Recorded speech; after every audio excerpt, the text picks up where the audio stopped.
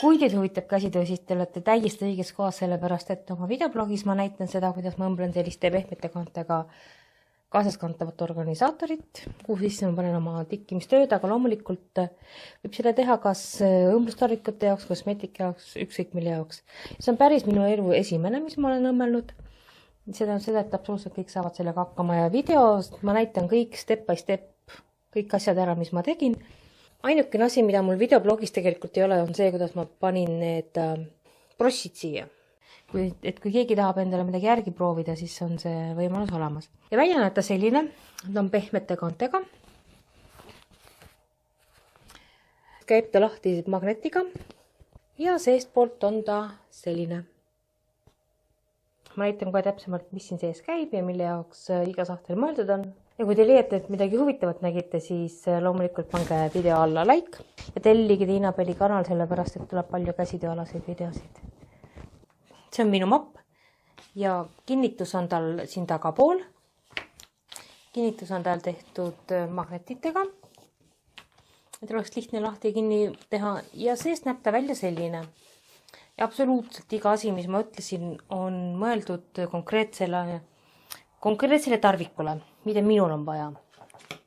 Et kõigepealt need sahtlid siia, need on selleks, et panna sisse markerid, millega ma skeeme märgistan. Ja siis on mul üks sahtel veel niidinaksidele. See suur sahtel, mis siia alla jääb, siia vahele, et siia planeerisin, et tulevad skeemid. Iseenesest mahub siia ära A4 skeem. Ma võtan A4 paberi lahti. A4 paber on selline. Siit on seest kõik tasku. Ja täpselt samasugune tasku on teisel pool, kuhu mahub A4 sisse. Et ma võin nagu panna nad siiapoole või sinnapoole, ükskõik kuhu. Nüüd mul on kaasas loomulikult ka mulineed. Ja mulinee lõngad ma panen samuti siia. Siis edasi on mul tikkimisrõngas. Ja tikkimisrõnga koht algselt oli mul mõeldud siia. Nii, täpselt ilusti mahub ära, see on kõige suurem tikkimisrõngas, mis mul kodus on. Kaasas on mul tavaliselt ka niiti igaks juhuks. Ja siis on selline huulepulgalaadne asi, mille sees on tikkimisnõelad. Need lähevad siia suurde sahtlisse. Nõelasulane. Tegelikult on mul teistsugune nõelasulane ka olemas. Siin on veel 3 sellist taskut, kuhu saab asju panna. Ja siis väga huvitav asi on mul siin selle klapi all. Kui see klapp lahti teha, magnetiga käib, siis on siin nööpnõelad ja paar teravat nõela, sellepärast et tikkimisnõelad on tömbi otsaga. Ja käib ta klapiga kinni, sellepärast et seda kasutama hästi harva. Ja siin sees on mul magnetid.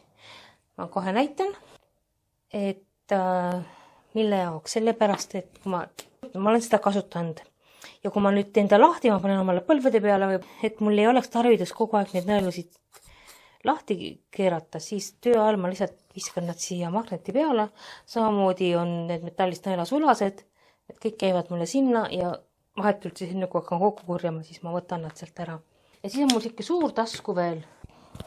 Suurde taskusse siia lähevad siis selline organisaator, mille peal on mulinee lõngad, mida on natukene järgi ja mida tööd veel edaspidi vaja läheb. See läheb siia taskusse. Ja siis kõik see läheb kinni. Ja on mul mapis kõik vajalik kaasas. Kõik mahub täpselt ära ja kõik vajalik on kaasas. Loomulikult ei asenda suurt kotti, sellepärast et tal kuskilt sanga ega midagi ei ole ja ta on pehme. Ma näitan, kuidas siis seda õmmeldakse. Tegema hakkan ma seda päris esimest korda, nii et ma ei kujuta ette, mis sellest välja tuleb. Ja selleks mul varutud siia laua peale kangad, kandid, pitsid, magnetid, kahepoolsed teebid, niit, kumm ja nii edasi. Kangad on puuvillased, selline lilla, siis selline armas roosidega kangas.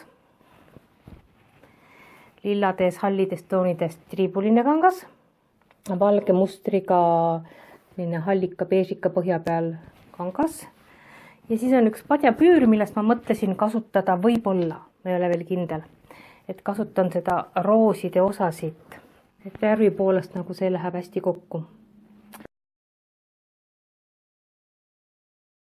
Ja siia juurde ostsin ma nüüd puuvilast kanti, lillat ja roosat. Otsisin ka helerohelist, aga helerohelist ma ei leidnud, sellepärast ma ostsin helerohelise kandi hoopiski satiinist. Siis on mul siia veel juurde ostetud sellised paelad